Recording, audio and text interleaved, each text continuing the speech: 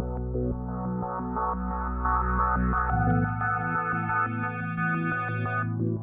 everyone, welcome back to Advaita Academy. So TS Genco AE exam కోసం prepare అయ్యే aspirants కోసము revision series start చేసినాం కదా. సో అందులో భాగంగా ఈ వీడియోలో మనం డిస్కస్ చేయబోయే కాన్సెప్ట్ ఏంటి అంటే wide band frequency modulation. Wide band frequency modulation. So wide band frequency modulation ఎప్పుడు అంటాము? Beta greater than 1. Okay, so last వీడియోకి ఇది continuation video. So last video ఎవరైనా చూడకపోతే ఫస్ట్ ఆ వీడియో చూసిన తర్వాత ఈ వీడియో చూడండి. ఓకేనా? Right. So before entering in to the topic, small request from my side. ఒకవేళ మీరు ఈ వీడియో అంతా చూడండి, చూసి కంటెంట్ నచ్చితే ఈ వీడియోని ఖచ్చితంగా లైక్ చేయండి. అలాగే చాలామంది ఛానల్ని సబ్స్క్రైబ్ చేసుకోకుండా చూస్తున్నారు. Please do subscribe to the channel. మీకు ఇలాంటి కంటెంట్ చాలా వస్తుంది. Okay, right, thank you. So ఇప్పుడు ఫస్ట్ పాయింట్, మనం వైడ్ బ్యాండ్ ఎఫ్ఎం గురించి నేర్చుకోవాల్సిన ఫస్ట్ పాయింట్ ఏంటి? Time domain equation. What is the time domain equation of WBFM signal? So time domain equation is given by AC into summation n is equal to -infinity to infinity jn of beta into cos 2 pi into fc plus nfm into t. fc plus nfm into t. Okay, ఇది ఎలా వచ్చింది అనేది కూడా video మన ఛానల్లో ఉంది, communications అనే ఒక ప్లేలిస్ట్లో. సో కావాలంటే చూడండి. బట్ నా సజెషన్ ఏంటి అంటే టైం వేస్ట్ చేసుకోవద్దు. ఇంకా చాలా ఉన్నాయి కదా కాన్సెప్ట్స్ చదువుకోవాల్సినవి, వాటి మీద కాన్సన్ట్రేట్ చేయండి. ఫార్ములా సరిపోతుంది. Okay, right. So jn of beta is called as Bessel's function. jn of beta అని ఏమంటామంటే బెసెల్స్ ఫంక్షన్ అంటాము. సో ఈ బెసెల్స్ ఫంక్షన్ ప్రాపర్టీస్ని బేస్ చేసుకొని ఇప్పుడు మనం చాలా ఇంపార్టెంట్ పాయింట్స్ మనం డిస్కస్ చేయబోతున్నాం. సో ఏంటి ఆ ప్రాపర్టీస్ అంటే, first right, jn of beta is equal to -1 whole power n into j minus n of beta. So suppose odd ఉందనుకోండి, J1 of beta n ప్లస్లో 1 పెట్టండి, ఏమవుతుంది? -1 whole power 1 అంటే మైనస్ అయిపోతుంది, -j minus 1 of beta. అదే ఈవెన్కి అయితే J2 of beta -1 whole square అంటే కూడా 1 అయిపోతుంది కదా, is equal to j minus 2 of beta అయిపోతుంది. ఓకే, ఆడ్కి ఏమో మైనస్ వస్తుంది, ఈవెన్కి ఏమో ఇక్కడ రెండు ఈక్వల్ అనమాట. 2కి -2కి బెసెల్ ఫంక్షన్ వాల్యూ సేమ్ ఉంటుంది. ఇది first point. Next, summation n is equal to -infinity to infinity jn square of beta value వచ్చేసి 1. ఓకే, ఇవన్నీ కూడా బెసెల్ ఫంక్షన్ ప్రాపర్టీస్ కాబట్టి ఇవి నేర్చుకుంటే సరిపోతుంది. ఓకే, అలాగే as n value increases jn of beta value decreases. ఇది ఒక ప్రాపర్టీ. ఇవన్నీ కూడా మ్యాథమెటిక్స్ నుంచి బెసెల్ ఫంక్షన్ ప్రాపర్టీస్. ఎందుకంటే ఇక్కడ మనకు వైడ్ బ్యాండ్ ఎఫ్ఎం సిగ్నల్లో టైమ్ డొమైన్ రిప్రజెంటేషన్లో బెసెల్ ఫంక్షన్ యూజ్ చేస్తున్నాం కాబట్టి బెసెల్ ఫంక్షన్ ప్రాపర్టీస్ అనేవి ఫస్ట్ మనం తెలుసుకోవాలి. ఓకేనా? రైట్. ఇప్పుడు ఈ ఈక్వేషన్ నుంచి స్పెక్ట్రమ్ గీద్దాం. ఓకేనా? So I'm drawing spectrum and I'm drawing only positive frequencies. Okay, so ఇది వచ్చేసి ఎఫ్సి ఎలా వస్తుంది చెప్పండి? n ప్లేస్లో 0 పెడితే, ఎందుకంటే n varies from -infinity to +infinity కదా, సో మధ్యలో 0 కూడా ఉంటుంది కదా, సో 0 రాస్తున్నాను. అందుకు 0 రాస్తే n ప్లేస్లో ఇక్కడ ఏమైపోతుంది? nfm అంటే 0 × fm అంటే 0 అయిపోతుంది. ఫ్రీక్వెన్సీ అప్పుడు ఏమైపోతుంది? fc. సో దాని ముందు యాంప్లిట్యూడ్ ఎంత? AC into J0 of beta. n ప్లస్లో 0 పెడితే J0 of beta, J0 of beta. So amplitude ఏమైపోతుంది? ఫ్రీక్వెన్సీ స్పెక్ట్రంలో బై 2 అయిపోతుంది కదా, so J0 of beta by 2. ఎందుకు? Suppose AC cos 2 pi fct ఉందనుకోండి. ఓకే, దీని ఫోరియర్ ట్రాన్స్ఫార్మ్ ఏంటి? AC by 2 into del of f minus fc plus del of f plus fc. ఇది Fourier transform. అవునా? Sorry, ఇక్కడ నేను ఏం చేస్తున్నానంటే ఈ నెగటివ్ ఫ్రీక్వెన్సీస్ని కన్సిడర్ చేయట్లేదు, ఓన్లీ పాజిటివ్ ఫ్రీక్వెన్సీస్ కన్సిడర్ చేస్తున్నాను. అలాంగ్ విత్ దాట్ ఇక్కడ యాంప్లిట్యూడ్ AC అయితే ఇక్కడ AC బై 2 వస్తుంది. అలాగే ఇక్కడ యాంప్లిట్యూడ్ ఎంత? క్యారియర్ C, ఇక్కడ AC ఉంది, ఇక్కడ J0 of beta వస్తుంది. AC into J0 of beta is the amplitude. కాబట్టి ఫ్రీక్వెన్సీ స్పెక్ట్రంలో ఏమైపోతుంది? Amplitude AC J0 of beta by 2 అయిపోతుంది. నెక్స్ట్, n ప్లేస్లో 1 పెట్టండి. n ప్లేస్లో 1 పెడితే మనకి ఏమొస్తుంది? FC ప్లస్ FM వస్తుంది. మన ఫ్రీక్వెన్సీ FC ప్లస్ 1 × FM అంటే FM వస్తుంది. సో యాంప్లిట్యూడ్ ఏమవుతుంది? AC into J1 of beta అవుతుంది. సో ఇక్కడ యాంప్లిట్యూడ్ ఏమైపోతుంది? AC into J1 of beta by 2. So నేను ఎందుకు తక్కువ యాంప్లిట్యూడ్ రాసినాను? ఇక్కడ 0 ఉంది, ఇక్కడ 1 ఉంటుంది, n ప్లేస్లో 1. సో ఎన్ వాల్యూ ఇంక్రీజ్ అయింది కదా, ఎన్ వాల్యూ ఇంక్రీజ్ అయినప్పుడు J not of beta value decrease అవుతుంది అని రాసినాం కదా, కాబట్టి J of beta value decrease అవుతుందని రాసినాం కదా, అందుకు డిక్రీజింగ్ యాంప్లిట్యూడ్ రాస్తున్నాను. ఓకే, నెక్స్ట్ 2 పెట్టండి, అప్పుడు ఏమవుతుంది, ఎఫ్సి ప్లస్ 2fm అవుతుంది, AC into J2 of beta divided by 2 and so on. ఇలా ఇన్ఫైనైట్ ఫ్రీక్వెన్సీస్ ఉంటుంది ఇక్కడ. ఓకేనా, అదేవిధంగా నెగటివ్ సైడ్ కూడా. సో ఎన్ ప్లేస్లో -1 పెట్టండి, ఎన్ ప్లేస్లో -1 పెడితే ఏమవుతుంది, రైట్, ఎన్ ప్లేస్లో -1 పెడితే నేను ఇందాక చెప్పినాను కదా, ఎన్ ప్లేస్లో -1 పెడితే J1 of beta is equal J-1 of beta is equal to ఇక్కడ J-1 of beta is equal to ఏం రాయొచ్చు, -J1 ఆఫ్ బీటా రాయొచ్చు, -J1 ఆఫ్ బీటా. సో ఇక్కడ యాంప్లిట్యూడ్ ఏమైపోతుంది, యాక్చువల్గా యాంప్లిట్యూడ్ అన్నప్పుడు ఏమైపోతుంది ఇక్కడ, AC into J-1 of beta by 2 అవుతుంది. ఈ J-1 ఆఫ్ బీటా ప్లేస్లో మనం ఏం రాయొచ్చు, -J1 ఆఫ్ బీటా రాయొచ్చు. కాబట్టి నేను యాంప్లిట్యూడ్ని కింద డౌన్ సైడ్ రాసిన అనమాట. మీరు అప్ సైడ్ రాసుకోవాలంటే AC into J-1 of beta రాయాలి, కానీ మైనస్లతో మనకు వాల్యూస్ ఉండవు, కాబట్టి మైనస్లతో మనకు జనరల్గా బెసెల్ ఫంక్షన్ ఉండదు, కాబట్టి ఇక్కడ ఏం రాయొచ్చు, -AC J1 of beta by 2. ఎందుకు అంటే J-1 of beta is equal to -J1 of beta, కాబట్టి మైనస్ ఉంటుంది కాబట్టి ఇక్కడ మైనస్ రాస్తున్నాను. సో దట్ యాంప్లిట్యూడ్ కింది సైడ్ ఉంటుంది, నెగటివ్ సైడ్ ఉంటుంది. ఇవన్నీ పాజిటివ్ యాంప్లిట్యూడ్స్, ఇవన్నీ కూడా పాజిటివ్ యాంప్లిట్యూడ్స్. ఓకేనా, next n is equal to -2 పెట్టినప్పుడు, -2 పెట్టినప్పుడు మనకు పైకే వస్తుంది, ఎందుకంటే J-2 of beta is equal to J2 of beta కదా, రెండు సేమ్ కదా, రైట్. కాబట్టి ఇది పాజిటివ్ మాత్రం పైకే వస్తుంది, J-2 ఆఫ్ బీటా, లేదా J-2 of beta is equal to J2 of beta, కాబట్టి ఇది కూడా J2 ఆఫ్ బీటా బై 2 రాయొచ్చు. ఇదేంటి, ఎఫ్సి -2fm, ఇదేంటి, ఎఫ్సి -fm. ఇలా నెగటివ్ సైడ్ కూడా infinite number of side bands వస్తాయి. ఓకేనా, రైట్. సో వీటికి సంబంధించి ఇంపార్టెంట్ పాయింట్స్ రాద్దాం. ఫస్ట్ పాయింట్, ఇప్పుడు ఆ స్పెక్ట్రమ్ నుంచి, ఈ స్పెక్ట్రమ్ గీసినాం కదా, ఈ స్పెక్ట్రమ్ నుంచి important point. So first point ఏంటి, the spectrum consist of, very important points, ఇవన్నీ కూడా సమ్మరీ లాగా రాసేస్తున్నాను. The spectrum consist of infinite number of upper and lower side bands, infinite number of upper and lower side bands, అవునా కదా.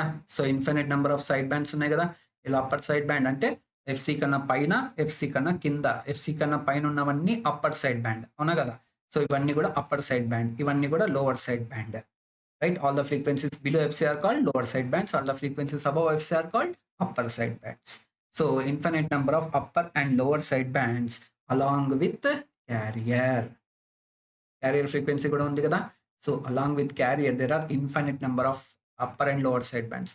So infinite number of side bands unnai kabatti ideal bandwidth of WBFM signal is infinity. బాగా గుర్తుపెట్టుకోవాలి, ideal bandwidth అంటున్నాం, ideal bandwidth of WBFM signal is infinity.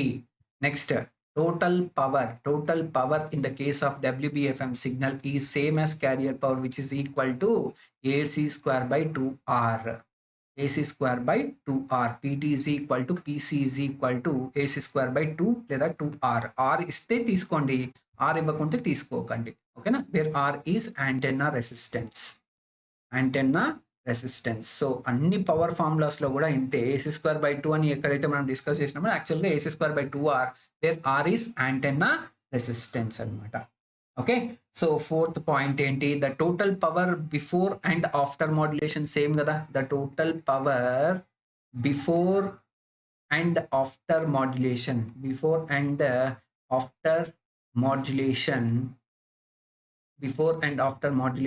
Is same, అవునా కదా. So total power is equal to carrier power is the power which is there before modulation, and total power after modulation కూడా equal to carrier power, కాబట్టి we can say that amplitude is constant.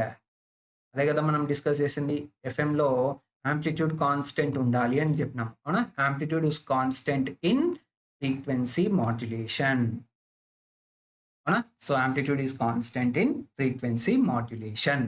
So so ఈ formula ఎలా వచ్చింది అనే దానికి కూడా మన ఛానల్లో వీడియో ఉంది. PT is equal to PC is equal to AC square by 2ఆర్ ఎందుకు వచ్చింది అనే దానికి కూడా వీడియోలో ఛానల్లో కమ్యూనికేషన్ అనే ఒక ప్లేలిస్ట్లో మీకు ఆ వీడియో కూడా ఉంది. కావాలంటే చూడండి, బట్ అవసరం లేదు. ఓకే, జస్ట్ గుర్తుపెట్టుకోండి అంతే. Right, next point, fifth point ఏంటి అంటే the carrier amplitude. Very important point. The carrier amplitude. What is the carrier amplitude మా? AC into J not of beta. అవునా, J not of beta. So this carrier amplitude becomes zero. కాబట్టి AC ఎలాగూ zero కాలేదు, కాబట్టి ఏది zero అయిపోతుంది? J not of beta. J not of beta zero అయిపోతుంది. So the carrier amplitude becomes zero for J not of beta. అంటే అర్థం ఏంటి? J not of beta becomes zero for beta is equal to కొన్ని values ఉన్నాయన్నమాట. ఆ values మీరు గుర్తుపెట్టుకోవాలి. 2.4, 5.5, 8.6, 11.8 so on. So first 2 అన్న కనీసం గుర్తుపెట్టుకోవాలి. సో వీటికి మనకేమైపోతుందంటే J not of beta zero అయిపోతుంది. So J not of beta zero అయిపోతుంది అంటే అర్థం ఏంటి? There will be no carrier. అవునా, there will be no carrier for these values of beta. No carrier for these values of beta. So carrier amplitude లేదా carrier లేదు అనుకోండి, carrier frequency లేదు అనుకోండి, అప్పుడు ఏముంటుంది? No carrier for these values of beta, therefore only side bands exist. అవునా కదా, only side bands మాత్రమే ఉంటాయి. సో ఓన్లీ సైడ్ బ్యాండ్స్ మాత్రమే ఉంటే అప్పుడు what is the efficiency? there is 100% efficiency. 100% efficiency. ఇలాంటి క్వశ్చన్స్ చాలా ఇంపార్టెంట్ అనమాట. So when will by the efficiency 100% for WBFM signal అని మనకు ఒక 4 వాల్యూస్ ఇస్తారు. అందులో ఈ వాల్యూ ఏదో ఒకటి యాడ్ చేస్తారనమాట. ఓకేనా, సో వాటిని గుర్తుపెట్టుకోండి అంతే. Okay, so this is the important points regarding WBFM signal. Okay, next concept ఏంటి అంటే కార్సన్స్ రూల్.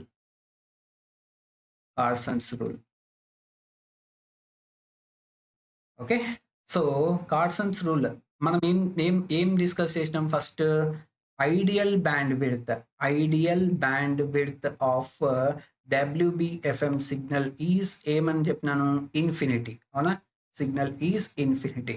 సో ఈ ఇన్ఫైనైట్ బ్యాండ్ విడ్త్ గల ఒక సిగ్నల్ని మనము ఏ ఛానల్ ద్వారా అయినా ట్రాన్స్మిట్ చేయగలమా? చెయ్యలేము. అవునా కదా, సో ట్రాన్స్మిట్ చేయలేము కాబట్టి Carson has given one rule to find the practical bandwidth. ఇది ఐడియల్ బ్యాండ్ విడ్త్ అంటే only theoretical concept. So practical bandwidth కనుక్కోవడానికి Carson has given one rule. So ఎందుకు, దేని బేస్ చేసుకుని ఆయన ఇచ్చినాడు అంటే మనం ఏం చూస్తున్నాం ఇక్కడ? So as beta value increases, JN of beta value ఏమైపోతుంది? తగ్గిపోతుంది. యాంప్లిట్యూడ్ తగ్గిపోతుంది కదా. యాంప్లిట్యూడ్ తగ్గిపోతుంది అంటే పవర్ కూడా తగ్గిపోతున్నట్టే కదా, because power depends on amplitude. So higher frequency టర్మ్స్లో చాలా తక్కువ పవర్ ఉంటుంది. అవునా కదా, హయ్యర్ ఫ్రీక్వెన్సీస్ FC+3FM కి ఇంకా తక్కువ యాంప్లిట్యూడ్, FC+4FM కి ఇంకా తక్కువ యాంప్లిట్యూడ్, 5FM కి ఇంకా తక్కువ యాంప్లిట్యూడ్. సో హయ్యర్ ఫ్రీక్వెన్సీస్ వెళ్ళే కొద్దీ మనకేమైపోతుంది? యాంప్లిట్యూడ్ ఇంకా తగ్గిపోతుంది. So that power in that frequencies will also be very less. ఈ పాయింట్ని బేస్ చేసుకొని ఆయన ఒక సింపుల్ రూల్ ఇచ్చినాడు. ఏంటి ఆ రూల్ అంటే, సో అకార్డింగ్ టు కార్సన్ ఆయన ఏం చెప్పినాడంటే β+1, బీటా వాల్యూ ఎంతైతే ఉందో అంత, β+1 number of upper and lower side bands,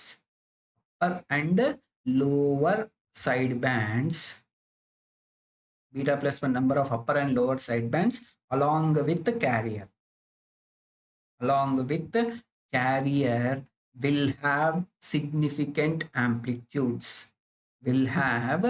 Significant amplitudes అంటే సో వాటిని పవర్ క్యాలిక్యులేషన్స్లో కన్సిడర్ చేసుకోవాలి. ఖచ్చితంగా వాటికి యాంప్లిట్యూడ్స్ ఎక్కువ ఉంటాయి కాబట్టి వాటిని పవర్లోకి క్యాలిక్యులేట్ చేసుకోవాలి. ఎన్ని అంటే β+1 number of upper and lower side bands along with carrier will have significant amplitudes and constitutes, అవన్నీ కలిపి β+1 number of upper and lower side bands constitutes 99% of total power. So ఇదంతా ఎక్స్పెరిమెంట్ చేసి ఆయన కనుక్కున్న రైట్ సింపుల్ రూల్ అనమాట. ఓకేనా. అందుకే bandwidth of WBFM signal practical bandwidth formula ఏంటి అంటే 2 × β+1 × FM. ఈ β+1 ఎందుకు వచ్చిందంటే ఈ రూల్ నుంచి. ఓకేనా రైట్. సో దీన్ని మనం ఏం రాయొచ్చు 2 × Δf+FM అని కూడా రాయొచ్చు. So this is the practical formula for calculating the band width of WBFM signal. Okay గుర్తుపెట్టుకోండి. ఇది ఎందుకు వచ్చింది? సో మళ్ళీ బీటా అంటే మనకు తెలుసు కదా, బీటా అంటే ఏం రాస్తాం Δf/FM రాస్తాం కదా, +1 × FM. సో కింద LCM కనుక తీస్తే FM LCM అవుతుంది. ఇదేమవుతుంది Δf + FM × FM అయిపోతుంది. ఈ FM క్యాన్సిల్ అయితే మనకి ఈ ఫార్ములా అనేది వస్తుంది. ఓకే సో ఇది WBFM సిగ్నల్ గురించి మీరు నేర్చుకోవాల్సిన ఇంపార్టెంట్ పాయింట్స్. ఓకేనా right. Next second type of angle modulation, phase modulation గురించి కూడా మనం డిస్కస్ చేద్దాం ఇదే వీడియోలో. Right, phase modulation PM. ఓకేనా, phase modulation. So phase modulation అంటే మీకు డెఫినేషన్ తెలుసు ఆల్రెడీ. ఏంటది? సో ఫస్ట్ పాయింట్ ఏంటి? Phase modulation is defined as the process. Phase modulation is defined as the process in which phase of the carrier is varied in accordance with the message signal.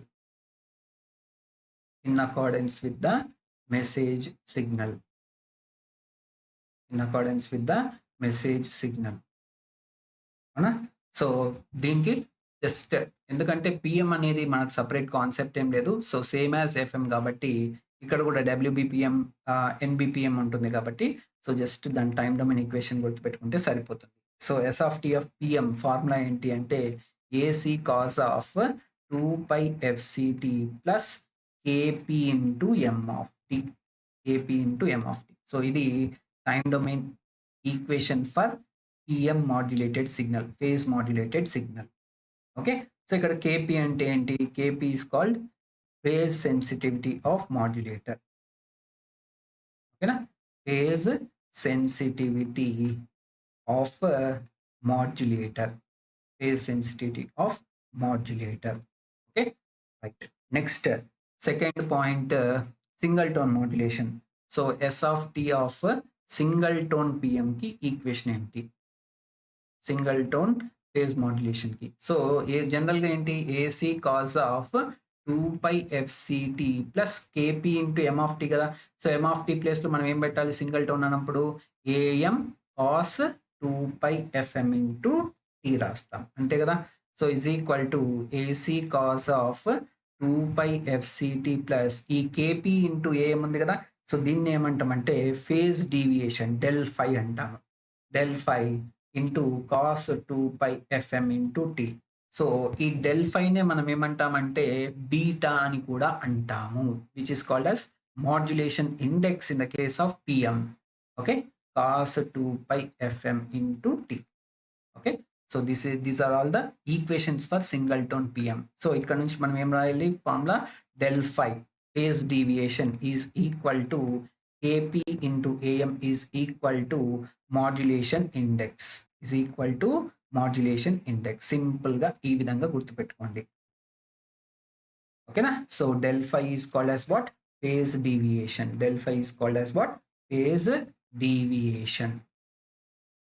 And beta is called modulation index in PM. Okay na? So what is the difference now? What is the difference between PM and FM? So S(t) of single tone FM formula enti AC × cos of 2πfct plus beta sin 2πfmt. అలాగే S(t) of single tone పిఎంకి formula ఏంటి మా? Single tone PM ఇప్పుడే కదా మనం discuss చేసింది ఏంటి? AC into cos of 2πfct plus beta cos 2πfmt. So ఈ రెండు ఈక్వేషన్స్ని గమనిస్తే మీకు ఏం తెలుస్తుంది? There is 90 degrees phase shift. Sine నుంచి కాస్ అయింది, ఇది ఒకటే కదా డిఫరెన్స్, మిగతాదంతా సేమ్. సైన్ నుంచి కాస్ అయిందంటే ఏంటి? 90 degrees phase shift at message signal frequency. So what is the difference? There is 90 degrees phase shift. There is 90 degrees phase shift. Okay, there is 90 degrees phase shift in message signal frequency or at and rather. There is 90 degrees phase shift at message signal frequency. Okay. This is the difference between FM and PM. Okay. So fourth point మిమ్మల్ని అడిగేది ఇక్కడ PM కు సంబంధించి how to convert FM into PM, PM into FM. So ఎలా convert చేయాలి అనేది కూడా important. So FM formula ఏ విధంగా ఉంటుంది? So general formula, so S of t of FM ఏం రాస్తాం చెప్పండి?